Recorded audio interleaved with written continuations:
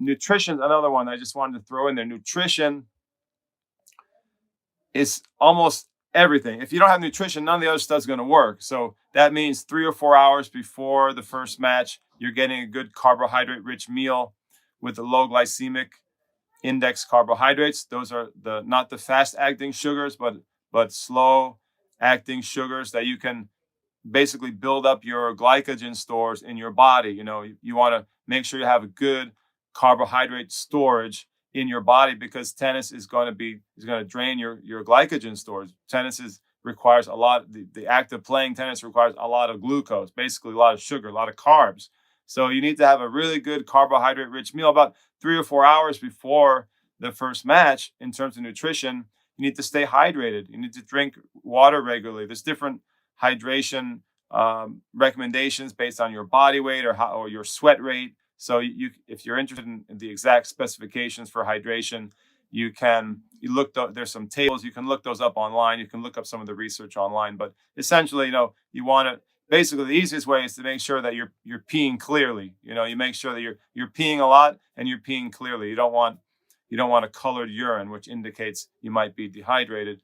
But depending on your sweat rate and depending on your body weight and some other factors, you can customize your hydration levels. But basically, you should be sipping water, leading up to a match.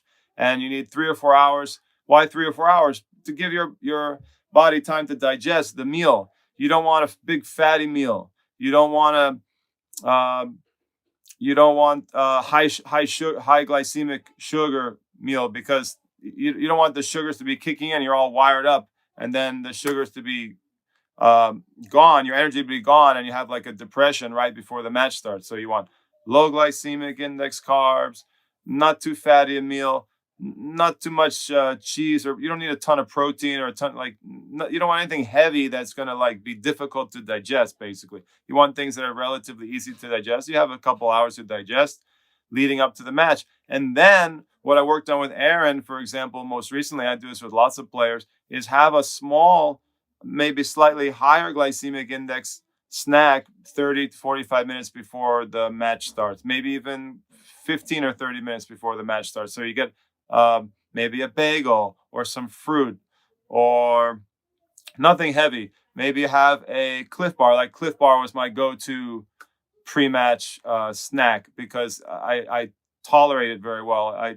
like a peanut butter Cliff Bar. I know exactly how it's going to feel in my digestive system, and I never get a stomach upset from that. You want something that's very easy to digest and that's not going to upset your stomach. But that's sort of like the nutritional program leading into a match. Like, it starts 3 or 4 hours ahead. You're drinking water, you're drinking from your thermos, or you're drinking bottles of water. You have a nice big carbohydrate rich meal, but that's not too heavy. That's not too difficult to digest.